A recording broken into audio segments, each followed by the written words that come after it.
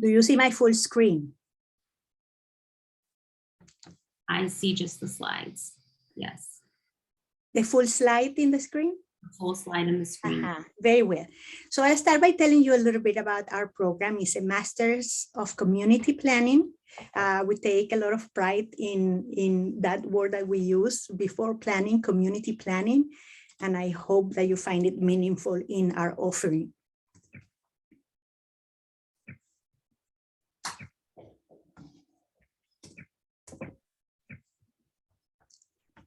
I'm getting some difficulty changing the slide. Okay. So we're a program that is both of urban planning and urban studies. We hold the Master of Community Planning, and it is a degree that is accredited both by the Association of Collegiate Schools of Planning and the American Planning Association. What it means is that it is a program that is continuously evaluated and improved in order to comply with all the requirements of these associations that are both the academic and the professional associations for the field of urban planning in the United States. And the last time that they came to do their regular visits and do the evaluation of our program, and that includes curriculum and faculty and students and outputs of the program, they found it so good that they gave it the longest time frame that they grant any program for accreditation. So we won't have to do that full evaluation for a couple of other years because we did so well that last time. We take pride in forming our students to become agents of change in the careers that they develop after they graduate. And we are a value-based program. We place a lot of emphasis on making healthy communities and making the world more sustainable and more just. So always in everything we do and at the heart of all of the programming that we offer are these values of sustainability and justice that you will see also represented in the work, in the research work that our professors do as well. We try to offer solutions to the most important crisis that we're facing in the world today. And you know that we are facing a very difficult time in the world today because of a number of issues, including climate change, including racism and all sorts of different inequalities, public health challenges, including the current pandemic, and housing and other social spatial conditions that sometimes make life hard for people in our communities. Cities sometimes become part of those problems, but we want to make them part of their solution. And I think that our program is aimed to figure out how cities, how human settlements in general can become part of the solutions of these of these very grave problems that we are facing now. The program is supposed to prepare practitioners to be generalists, meaning that you know a little bit about the many subfields of planning as it is possible, so that you have a breadth of knowledge that can allow you to participate in a number of different projects and a number of different interdisciplinary teams that work in complex projects. But you also have an opportunity to get a specialization. And we offer specializations in housing and community development, in economic development, in environmental planning, and in transportation planning.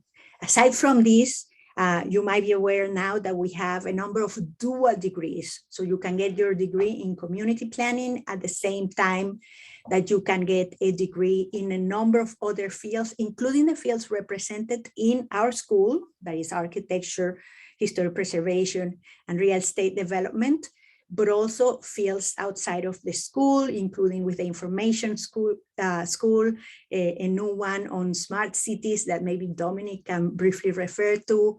Dominic is here with us. And a new one with public health.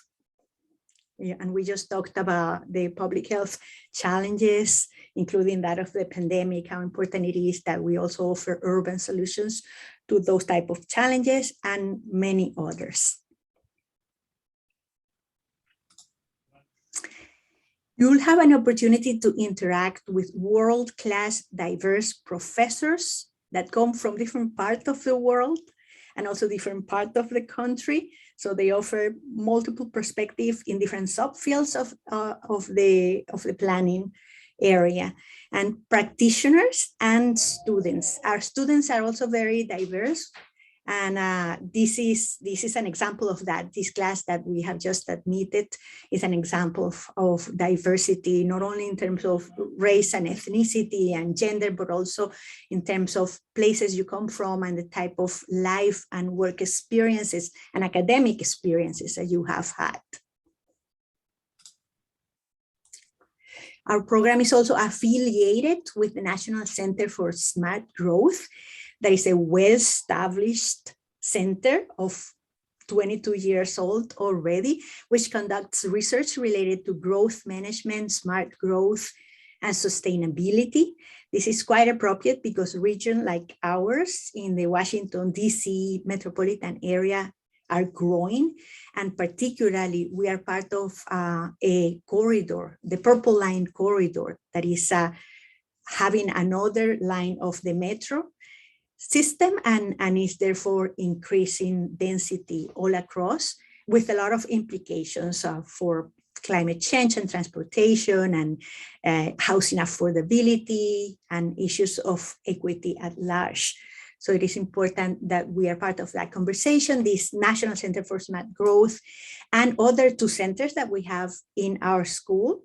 The Center for the Environmental Finance Center and a Center of Real Estate allows for us to tackle those conversations and produce some of the knowledge, some of the research that inform those conversations. You can share with and learn from local, regional, national, and international communities and planning agencies. There is an enormous density of planning activity that happens here in our region, perhaps more so than in any other part of the world. And I have had the opportunity to live in several other important metropolitan areas of the United States. And I can tell you from my experience that the concentration of all of this level of planning activity that happens here at the local, regional, national, and international level is quite impressive. Of course, we're the seat of the national government, the federal government, so national planning happens here in the region, but also a lot of different developmental organizations, such as the Inter-American Development Bank, sit here in the Washington, D.C. area, and they do work internationally. So it is quite impressive, the type of placements that our students can get with access to all of these agencies, with which many of our professors have affiliations and can support those sort of communication, those bridges with those connections with those agencies. If you were to come here, you can benefit from the plethora of planning projects, internships, and job opportunities in the Washington-Baltimore metro area. We are about equidistant from downtown Washington, D.C. and downtown Baltimore. We have a good system of public transportation, so we certainly take advantage of the dynamics there. And as a matter of fact, the planning studio that we're going to be offering this summer is gonna deal with Baltimore, an area of Baltimore, and is interacting with the planning department there. Students learned in a number of ways: through instructions in the classroom, evidently, regular classes, seminars, and workshops, participation in research, if they get appointed as research assistant, to any of the professors or to any of the research centers that I referred to before, through community interaction in a number of projects, in a number of our courses, and particularly in the community studio, which is a capstone experience of the program, and also through planning internships. So students, as a requirement of the program, are to complete an internship in a planning agency or firm. More than 500 students have earned MCP degrees since 1973. So that means that almost anywhere you go in the region and even beyond the region, you will find alumni of our program. And they usually take pride in being the bridges and lending their hands in support of our current students and definitely our new graduates. And they offer mentorship, they offer internships, and they offer those coveted first positions after graduation.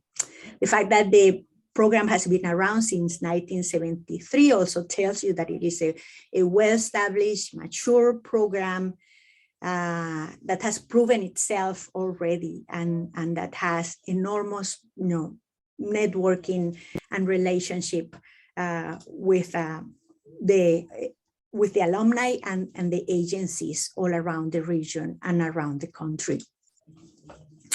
It is a 48 credit program, and that includes both mandatory courses and specialization courses and elective courses. So there are courses that you have to take in order to complete the program, and that goes with the accreditation that the program has gotten, that mandates for the students to have a certain type of knowledge when they graduate, certain type of experience. So we expose all of our students to that core set of classes, but at the same time, there is some room for the students to elect other things that they want to study within the program or outside the program, and even outside the school, across the university and even across universities in the region, because we have an agreement with other universities in the region, and there is a density of good universities in this region with whom we can have interactions for our students, opportunities for our students to take courses in those institutions. And students can complete our program work intensively as full-time students, and that will take them 2 years to complete, or as part-time students, in which case they can take up to 5 years to complete the program. And this is an option that some of our students take because many, if not most of our students work either part-time and sometimes full-time. So we certainly recognize that you're here at the center today, and the rest of your life is ahead of you, and you have many choices and many opportunities. Perhaps you have applied to other programs and have been accepted in other programs, but we certainly hope that you select to come with us. We have selected you as admitted students. We're very proud of it, and we look forward to this class that is promising to be phenomenal.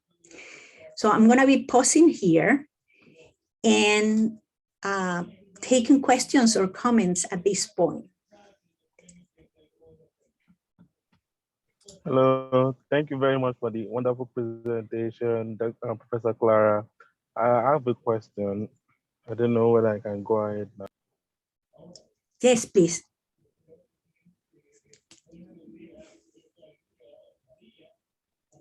You're on mute. You're on mute. Taiwo, you're on mute. Oh, okay. Sorry, can you hear me now? Yes. We now. Okay, thank you very much. Professor Clara, thank you very much. I would like to ask about specialization in housing and community development, because my project, my thesis is on housing. So I would like to know what's the department plan for the program, and how many units will I have to take to qualify to a graduate for housing specialization? And also, sorry, and my second question is about funding. I want to make inquiry on the funding because I make application for funding because one of my major challenge for the program is the funding. So I would like to know any update on funding and what's the next step for me. I'm very excited for the admission and I really hope to join by fall 2022, but I have a major endurance and I have to stay.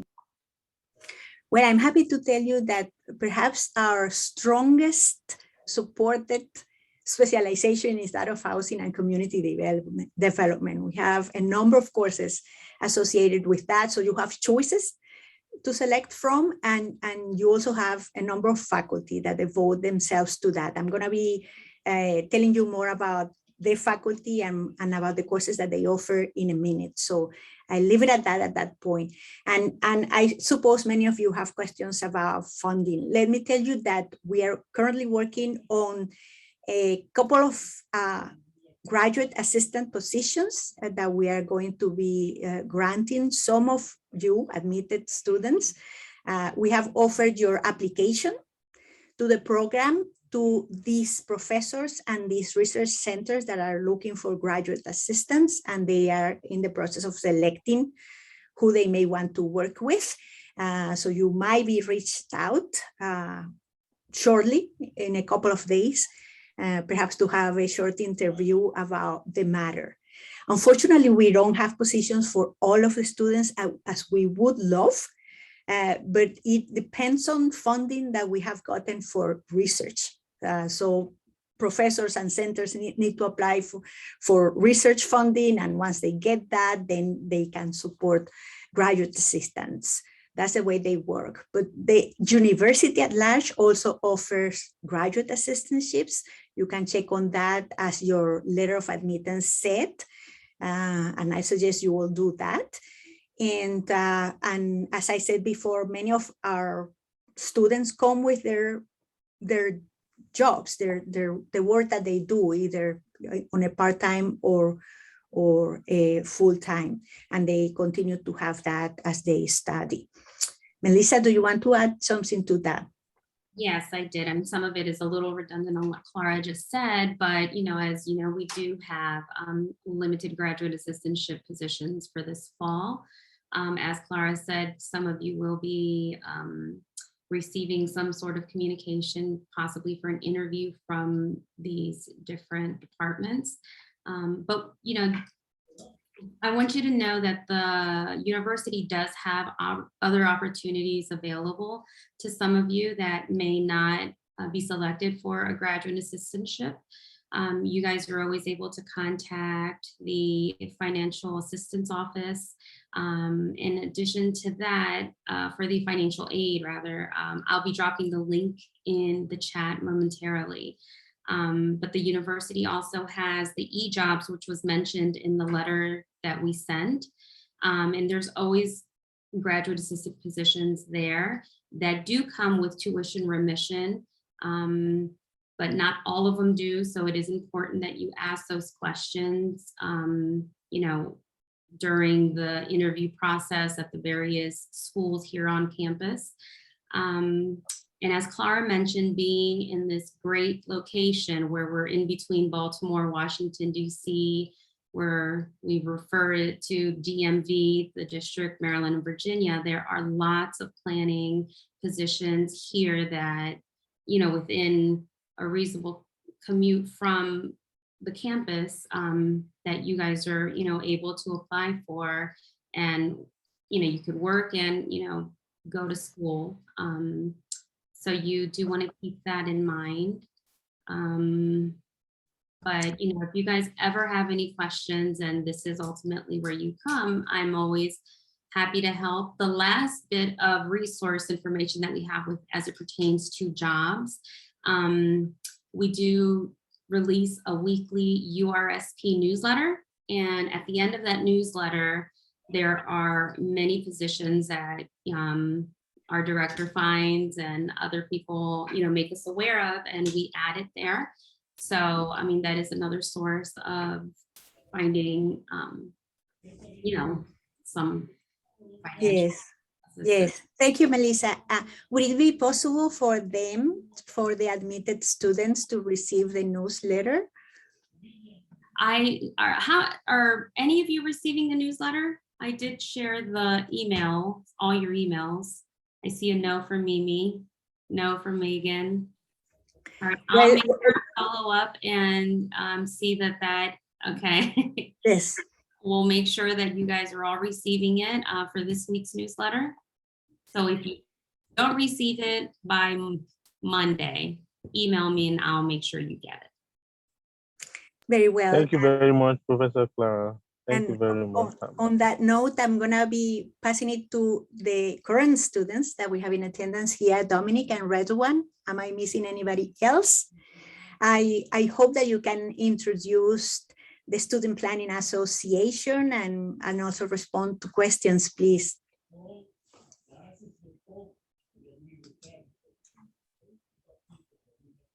Redwan, do you want to go ahead and start? Go ahead. Hello, everyone. Yeah, feel free to start, Dominique. Okay. Hi, everyone. My name is Dominique Brew. I am a first-year dual degree student pursuing the Smart Cities degree that Dr. Irasabal mentioned earlier on. So that's a dual degree with community planning and information management, which is in the iSchool. My research focus is housing, and I am one of the student representatives on the Student Planning Association, which I think Redwan is going to share a little bit more about with you all.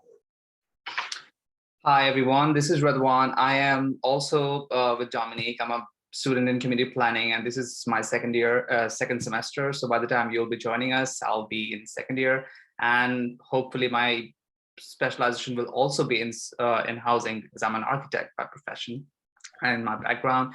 And I am I'm the vice president of Students Planning Association, and we, especially the Students Planning Association, represents the student body to the program faculty. So we are focused on supporting students' social, professional, and academic pursuits.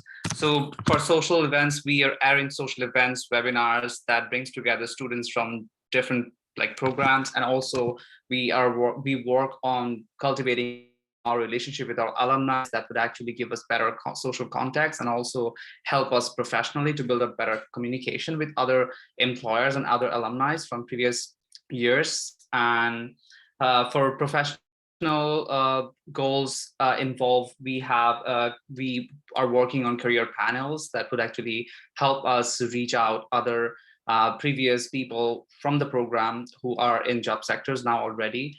And for the academic purposes, we are now working on creating an internship database for us, and also for the you and the new other future students, so that you can find all the available options that are already in the field, the potential employers that offer the internships in the planning and relevant other fields.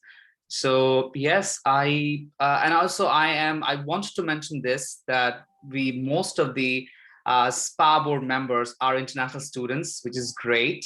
I'm an international student myself. I'm from Bangladesh, and all the other students are from the community planning program. The international students are the member of the SPA board. So which is great, because the program actually offers great opportunities for you to be familiar with the US culture and history, which also adds a lot of value for you to move here to the States and live your life here. So I welcome.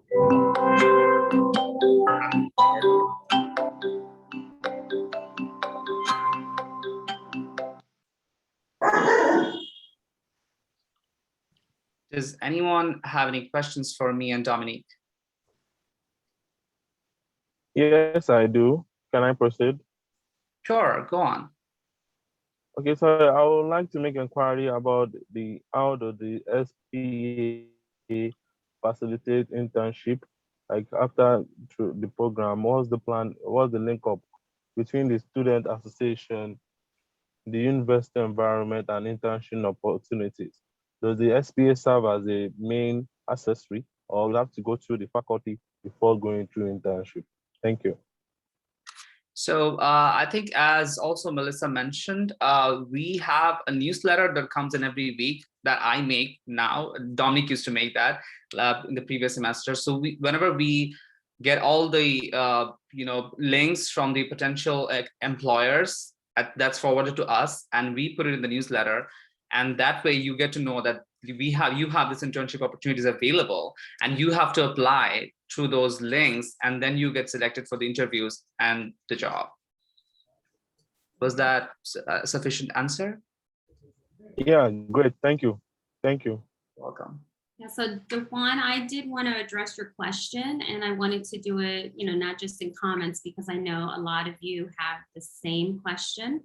I know many of you have not heard back from the grad school just yet. I do know that they are short-staffed, but they are working as hard as they can to get the formal letter from the graduate school out to you. When you get that letter, you will see the link for the deposit, and it'll tell you the next steps in accepting. We are hopeful that they are done with that at the end of the, by the end of this week. But please don't be, worried if you don't receive it by Friday. I've only heard from maybe 2 students that have received something just within the last 24 hours. So I assume that all of you will be hearing from them shortly. I also want to add that being situated where we are in the Washington, D.C. metropolitan area, we partake in 2 different chapters of the American Planning Association. The Maryland chapter, which is the state where we are, Maryland, and also the National Capital Area chapter, because we are part of that metropolitan area. So that gives us more opportunities to connect with a lot more members of the American Planning Association. And part of the mission of SPA, the Student Planning Association, is to work in liaison with those bodies, the APA chapters. So they have representatives in each of those chapters. Those chapters provide, again, mentorship, provide opportunity for internships, for jobs, and some scholarships to our students. So that's a great asset also here. Let me share screen again to let you know a little bit about the work that our faculty does. Sorry, Professor Clara, I do have a couple of questions concerning your speech earlier. Can I go ahead, please? I didn't get that. I do have a couple of questions. Can I go ahead? I was waiting for Taiwo to speak. Thank you very much. I would like to know, is there a major way that students have benefited from the close affiliation of the program with the National Center for Smart Growth? That's number 1. And number 2 is I heard you say that students can actually declare an area of specialization by working with their faculty advisor. I do want to major in transportation planning, but I have conducted research and I discovered that there are very limited faculty members that are that can guide me. So is there a way for me to declare a new specialization, and are there students who have done that in the past? We have Professor Hiro Aseki, who specializes in transportation. I don't know if Clara wants to follow up on that. Yes, Professor Hiro Aseki is our transportation specialist, but he partakes of interdisciplinary teams. He's part of the National Center for Smart Growth. That is also another of your question. Several of our professors are part of the National Center for Smart Growth, meaning that part of their appointment is at that research center, and part of their appointment is in our urban studies and planning program. And in that manner, you can have that relationship with the center as you take classes with that professor, or that you assist the research of that professor. And there are other two transportation centers at the university level, hosted by other schools, on which you can also participate. And Hiro can be that bridge for that. Hiro also acts as the as the appointed mentor for the Smart Cities dual degree that Dominique is undertaking.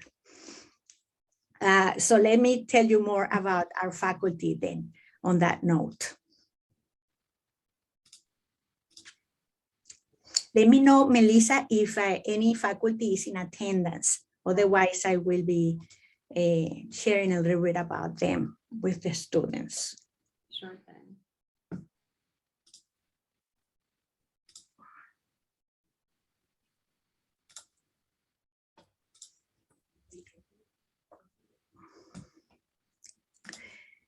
So the first person that I would want to introduce is our dean, the dean of our School of Architecture, Planning and Preservation, Dean Dawn Jordan. He's a planner and he's a lawyer. So she is our professor of planning law, and she will start teaching planning law this fall because she just joined us a semester ago. But she seems to have been here for longer because she's doing wonderful things in our school, particularly getting together all the disciplines represented in our school. She's promoting a lot of interactions across disciplines, and I think all programs and all students benefit from that, from the conception that she has about multidisciplinarity. We're very happy and very proud that we have a planner as the head of the school at the moment, and look forward to her tenure doing so. A little bit more about myself. I'm originally from Venezuela. I've been living in the state for 29 years now. I've been a professor at the University of Southern California in Los Angeles, at Columbia University in New York City, at the University of Missouri in Kansas City, and now I'm here. So I've seen the East Coast, West Coast, the Midwest, and I'm very happy to be here. And I can tell you with that degree of experience about the level of density of planning that I see here in this region that is truly unique. I think of planning as a discipline that can allow for us to promote the emancipation of communities from conditions that oppress them, whether lack of affordable housing or lack of opportunities for good education or good health provision. I think planning has a mandate to deliver those things for people, and oftentimes in history it hasn't done so. So I point to the paradox that planning hasn't fulfilled its promise, but also point to ways in which it can do so. And I do that mostly working with communities that are either low-income communities or communities of color and immigrant communities here in the United States, and also communities of that type in Latin America. I have carried projects and currently have projects, research projects in Venezuela, Colombia, Chile, and Costa Rica. And I will be very happy to share more of that with you. And in the program, I teach studios, the community planning studios. And I teach that in manners that allow for the students to understand the realities and the constraints that they face in responding to planning challenges at the current moment, but also prompt them to think outside the box so that they can imagine better worlds and conceive of what it would take for us to get there. That's the way in which I conduct studios. And as I said, we have planned a studio in the summer that will be in Baltimore, a community that was decimated with a highway that is now called a highway to nowhere. Because it wasn't fully fulfilled, but it destroyed an entire community that has languished since.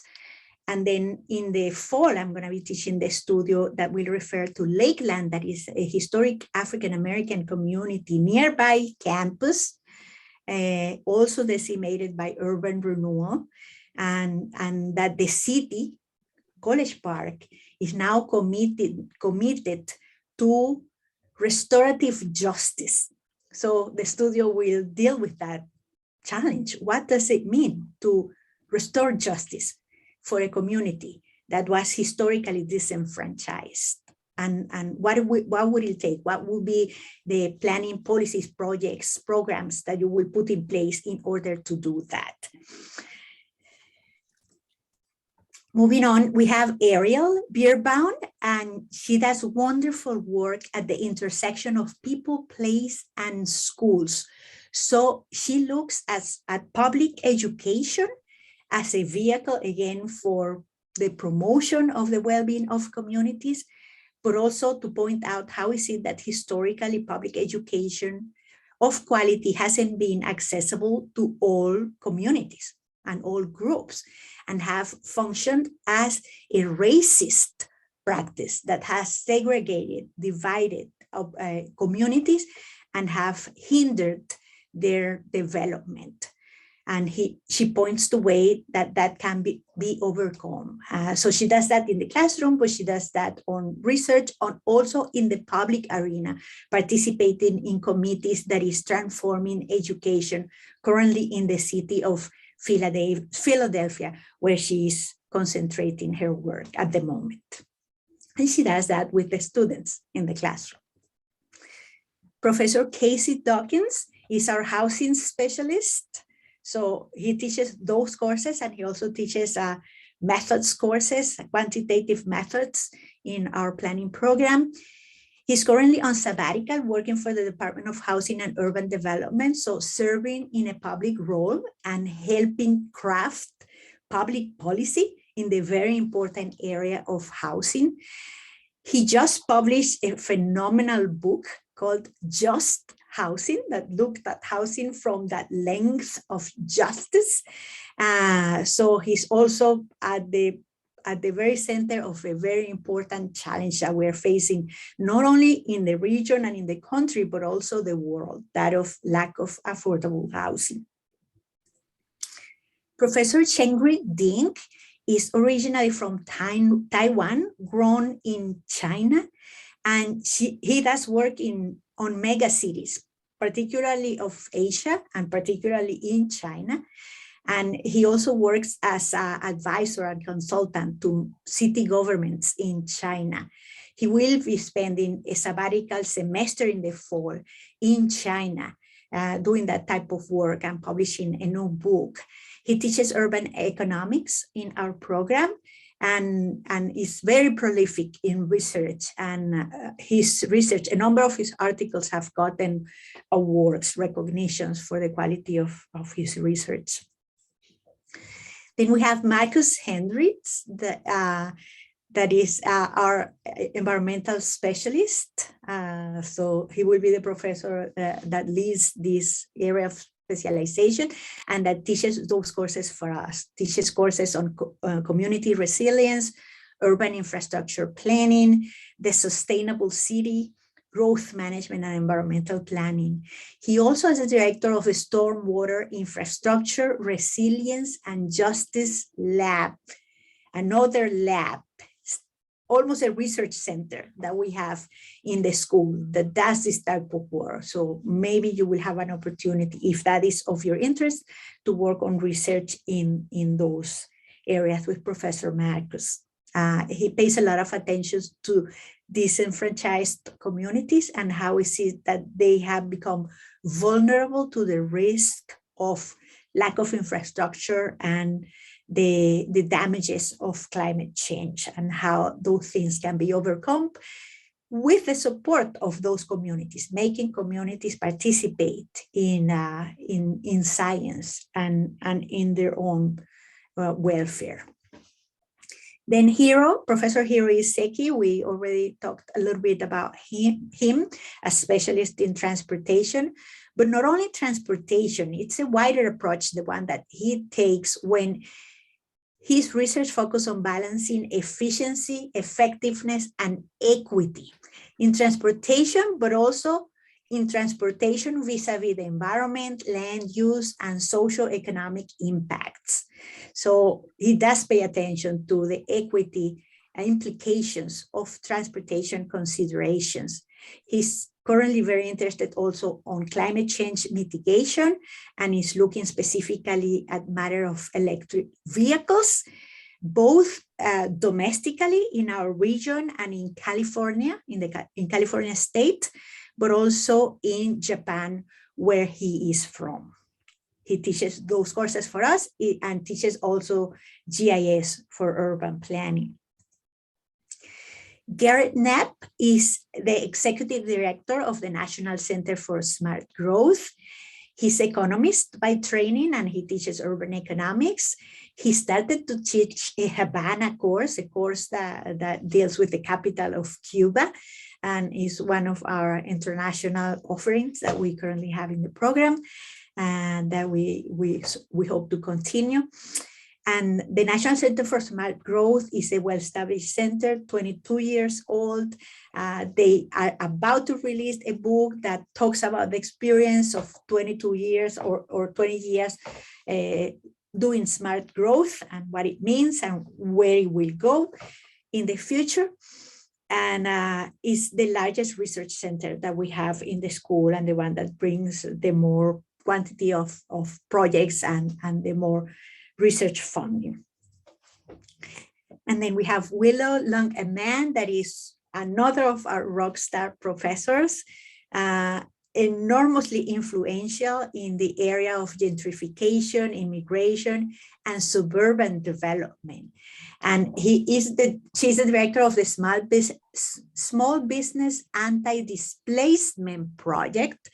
That is a large project in support of small entrepreneurs, usually people of color, that are heavily affected by matters of displacement-induced gentrification that happens not only to residents, but also happens to commerce and to retail. So she looks at retail gentrification and has put out a number of research publications and a toolkit in support of policies, programs, and projects that can eliminate or reduce significantly the displacement that has taken place for small commerce due to gentrification and now severely impacted by the pandemic. She teaches graduate and undergraduate courses in urban inequality and diversity, social planning, and community development. And is a very popular teacher in our program. And aside from this full-time faculty that we have in the program, our courses are also taught by multiple practitioners as instructors and also as mentors, including our own alumni and members of the two American Planning Association chapters that I mentioned to you before, that of the Maryland State and the National Capital Area.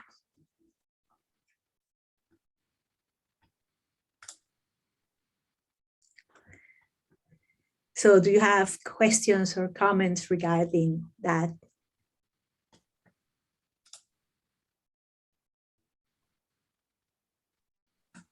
Hello? Yes. Thank you very much, Professor Clara. I really enjoyed this section. I would like to ask about, will students be paired to the professor, or the professor will have to select the student? Is it the faculty that will select students to the lecturer, or the lecturer or the student that will hunt for lecturers and lecturer will agree to pair? So I want to know how it works. Because the other time you were saying that for funding that we'll have to message the professor to know our stance. Then I would like to ask, will we be the one to hunt for professors, or they'll be the one to select the student, or the faculty will select student too? Because according to the expertise I've read, and there are a lot of broad areas. So I would like to know what next to do. Well, as I said before, some of these professors that I just introduced to you briefly have research funding and therefore opportunities to support graduate assistantship. If that's the case, they are currently considering the applications that they submitted to the program in order to select their graduate assistants. And that selection will happen shortly, in a matter of a week or so. And so you will be hearing from the professors, from us, and we'll be hearing from the professors. But students are invited to be very proactive about their education. So if you come to the program, I invite you to reach out to your professors, to get to know them in their office hour, beyond what you share in the classroom, so that you have that opportunity to get a lot more wisdom from them, a lot more mentorship, and perhaps a lot more opportunities to work together on their research. All of the students will be appointed an academic advisor.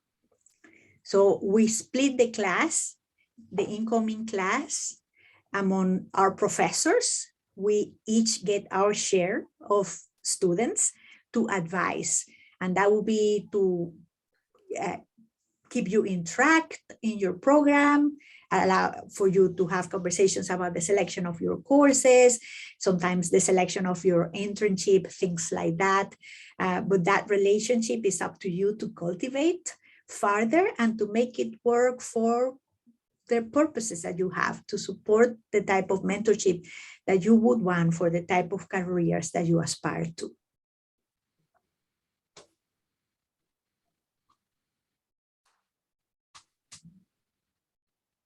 Thank you very much for the response. I've really learned and I've known better now. Thank you very much, Professor. Thank you. I don't know if Dominic or Redwan want to add anything to that.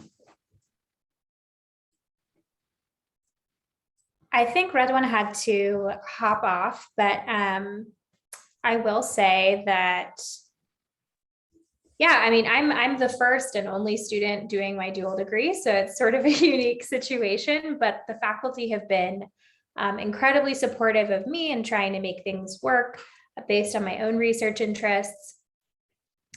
So that's one great advantage of this program, is lots of faculty support. And we're very thankful to you, Dominic, as a pioneer in this new dual degree.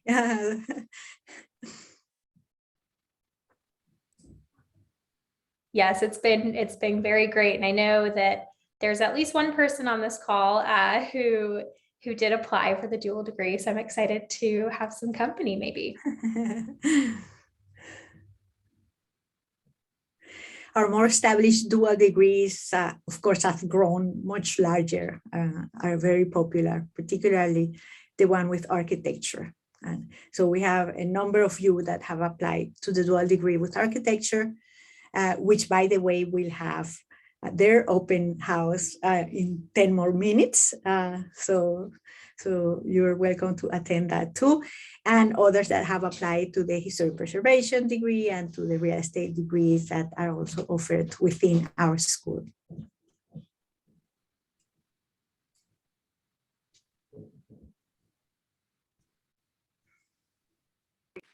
Any more questions or comments? Hi all, my name is Sam Gordon. Dominic, I got a question for you. Where in the area do you live? Do you live in College Park, or do you live elsewhere in the DMV? Yeah, great question. So I'm originally from California, but I've been living in DC for the last 5 or so years. So I live in DC, which makes me an out-of-state student. But I do have a graduate assistantship that grants me in-state tuition. So I feel very grateful for that. But a lot of my classmates do live in College Park. Others come from kind of all over. Many of them are from Maryland originally, so they might live closer to their families. I know I've got at least one classmate who commutes from Baltimore. Thank you. Also, I didn't hear what your dual degree was. Could you remind me? Of course. So it's the Smart Cities program. It's a dual degree with community planning and information management, which is sort of similar to like a data science degree. So I'm learning lots of programming languages right now. Very neat. Thank you.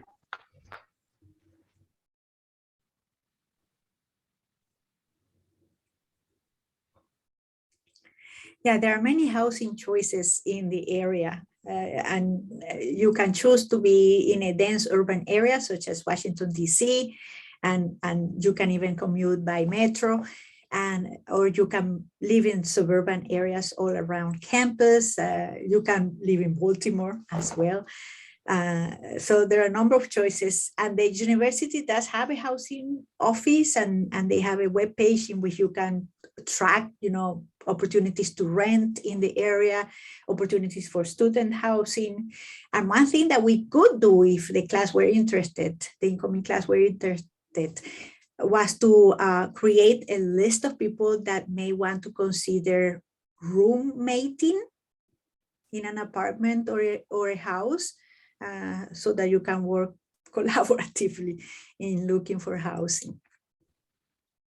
I'm going to put the link for Resident Life, and you can find lots of information there with regards to housing. One follow-up question from y'all's perspective as urban planners, is there a certain area in Maryland, whether it be Montgomery County or PG County, just from an urban planning perspective, that it's a really, I don't know, interesting place to live right now? Like I've heard, I actually grew up in the area, but I haven't been back in about 10 years now, but I've heard, further talk about, development along the blue and orange line in Maryland, upwards of Tacoma as well. So I just want to get curious to hear y'all's perspective in that vein.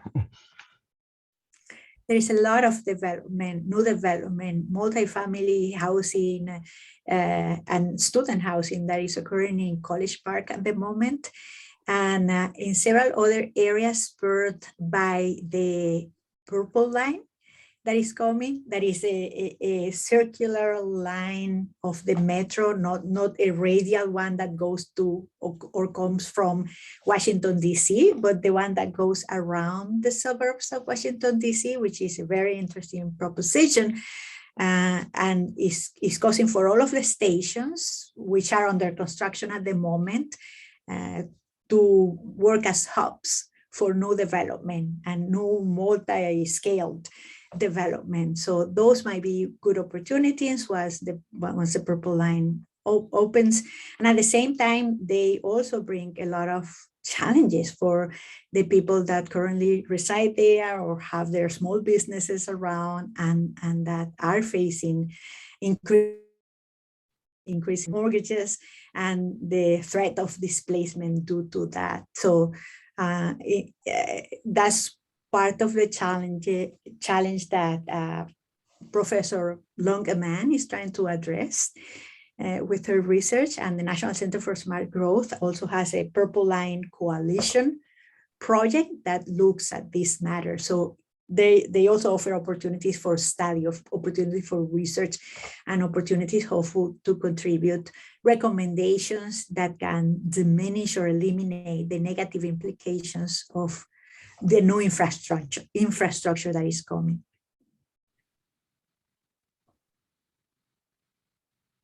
Thank you for that insight. Appreciate it.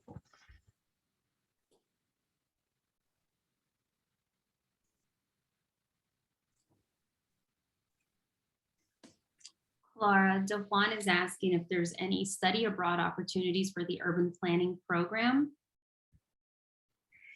Well, yes, the opportunities to study abroad were closed during the pandemic, and they are slowly and cautiously started to open. Professor Hiro had a proposal last year to bring students to Japan. That wasn't approved by the university, but that can be reconsidered now that things are opening up again. So that can be something that is offered in your tenure here if you were to come to the program. And also, as I said, Professor Garrett offered this Havana, Cuba course that was supposed to take students to Cuba, but couldn't because of the pandemic, and did the thing virtually with Cubans.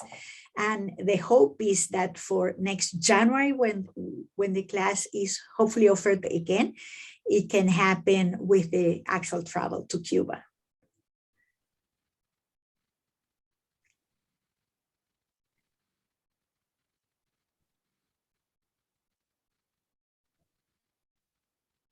We also have some funding to support students planning engagement internationally. So if you were to attend a conference and present your project and things like that, that's something that the program can support.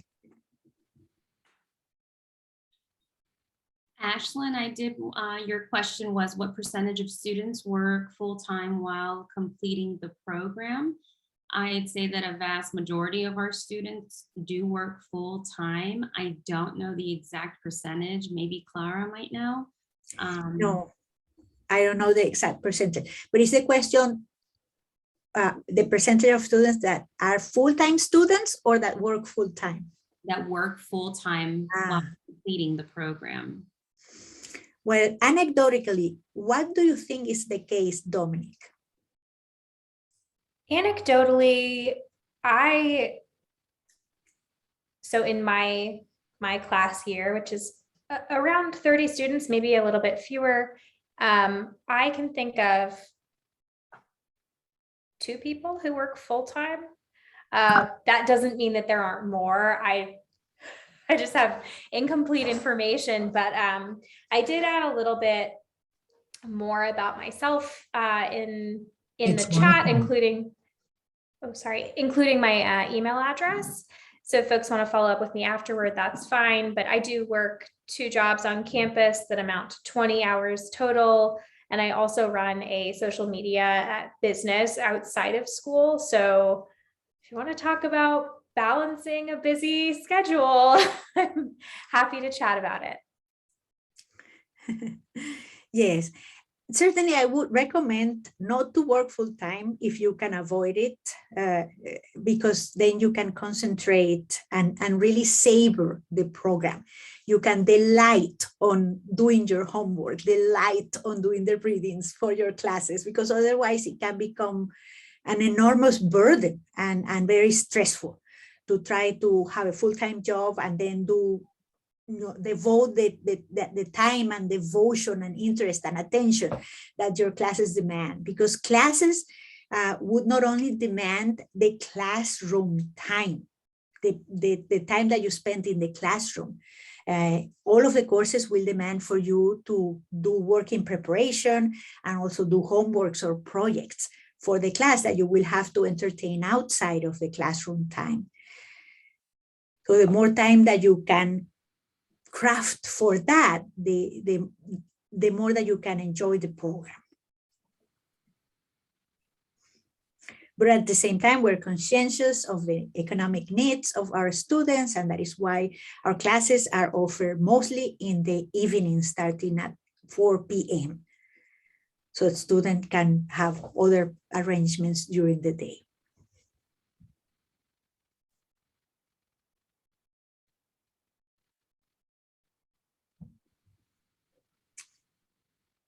Zara, you asked if there's any online platform to be in contact with other students. I mean, old students who can share their experiences. I do know that the SPA board holds like socials with our alumni. Is that correct, Dominique? Yeah, we definitely do. And if you are looking to connect with other current students, I would say maybe connecting with Redwan or myself would be a good first step. We do have like a chat platform for current students, but I don't think that we make that available to potential students, just because I think you need a UMD email address in order to be added to that. That's correct. I'm going to drop Redwan's email down below. Dominique, did you share yours? You did share yours.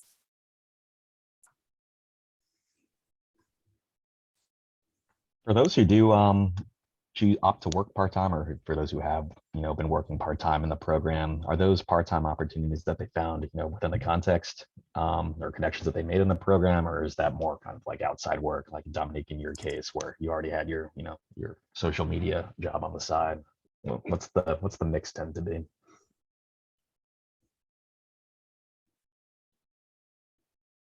Good question. I know a lot of students who I talk to have jobs on campus. I think, you know, there are a couple who work outside of that, but yeah, I'd say the majority that I can think of work on campus.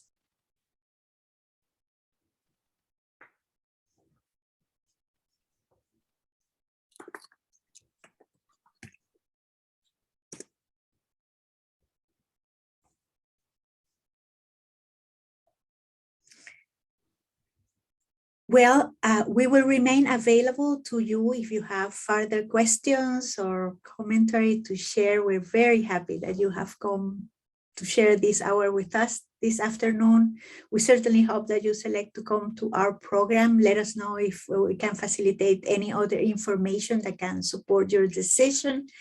I'm going to remain in the line for a couple of more minutes if you want to stay for some extra questions, but otherwise let's dismiss this session so that you can attend the other open houses.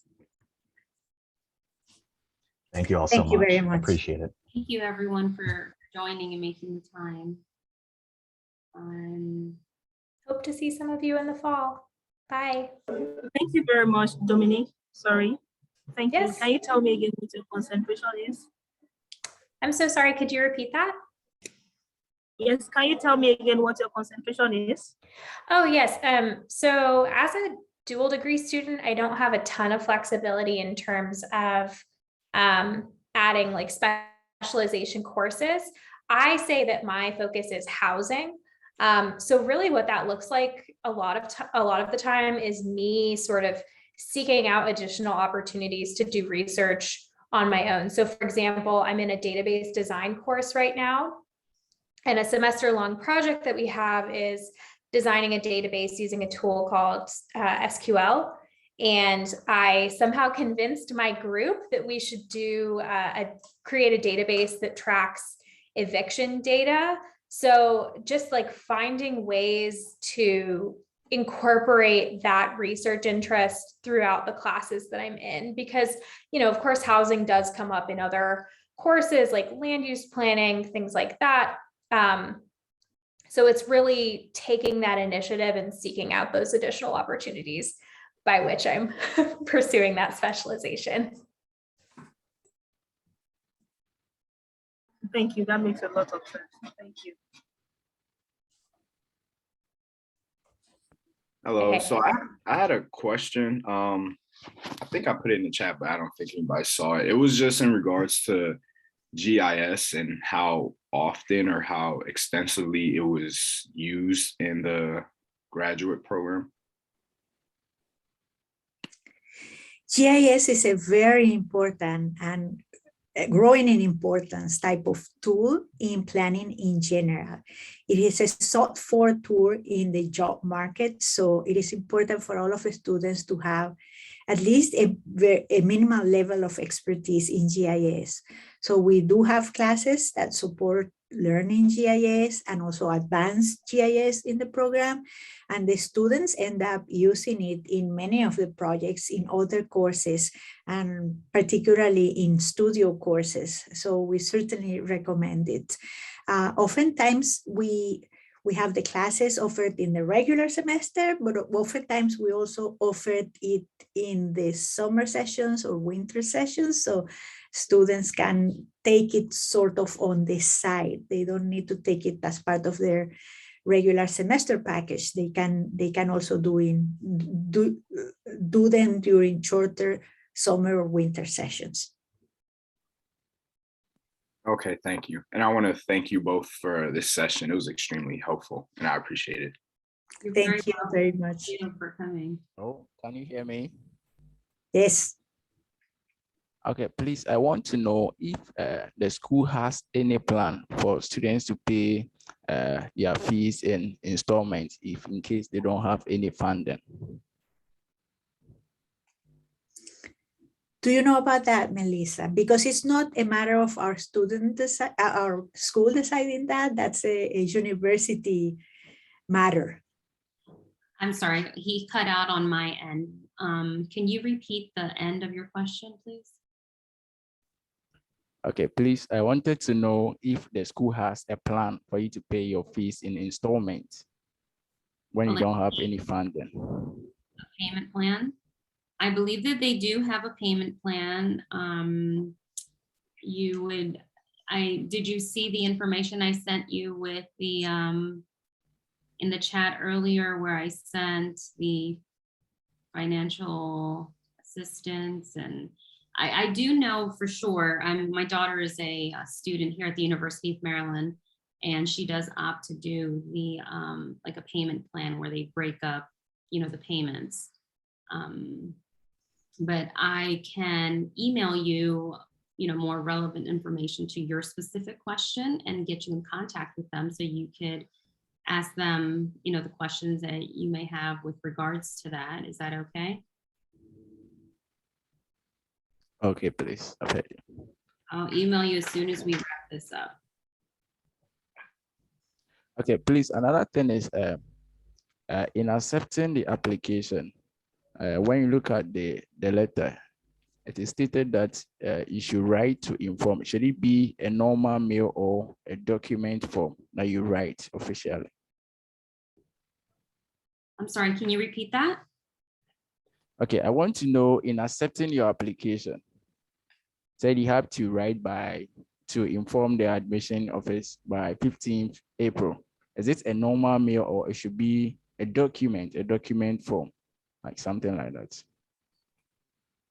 I believe, so did you receive the letter, you only received the program letter, or did you receive a letter from the graduate school? I've only received a letter from the department. Yes, I believe in that letter, it asked if your intent to come to the program, you would email me, and then we're waiting to hear, you'll receive a more detailed letter from the graduate school that tells you how to reserve your, well, they'll give you the final confirmation that yes, you were, whether you were approved or not. And then they will send you the link to pay your deposit. Okay, thank you very much. You're welcome.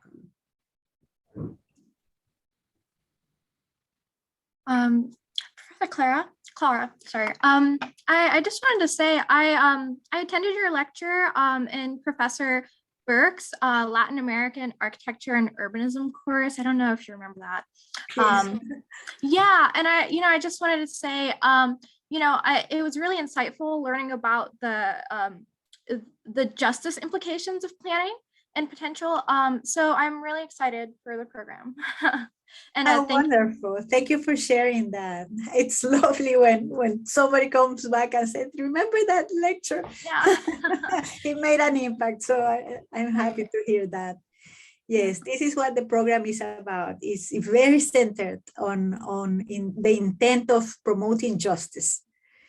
Yeah, that's awesome. And each professor goes about it in a different way. Each project will go about it in a different way because of the many subfields that we have in planning. But at the center of that is always an interest in justice and sustainability. Yeah, that's awesome. So thank you. And thank you, Melissa. Welcome. Thank you.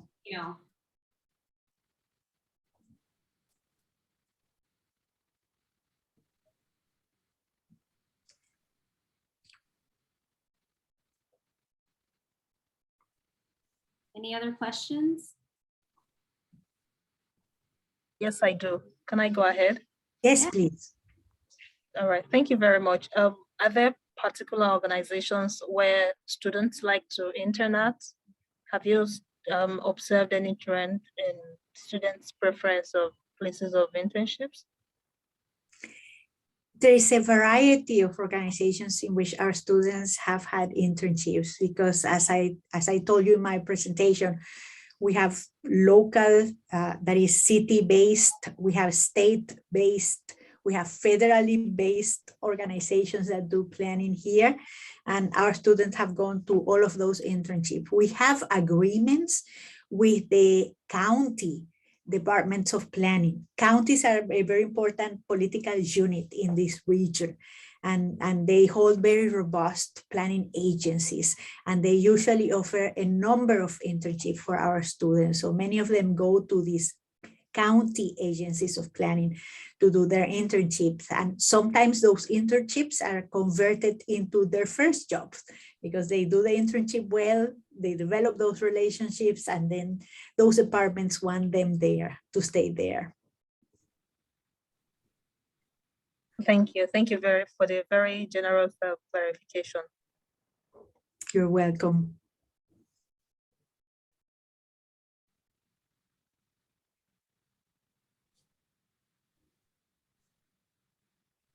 Any other questions?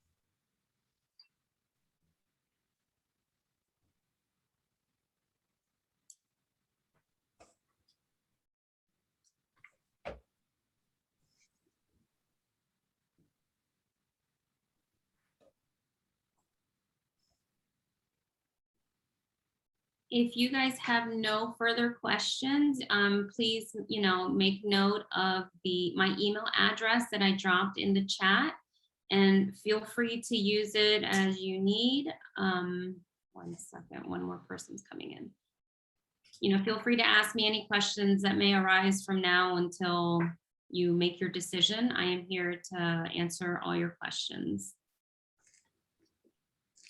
Thank you very much. Have a lovely rest of your day. Thank you. Thank you, Melissa. You're welcome. Thank you.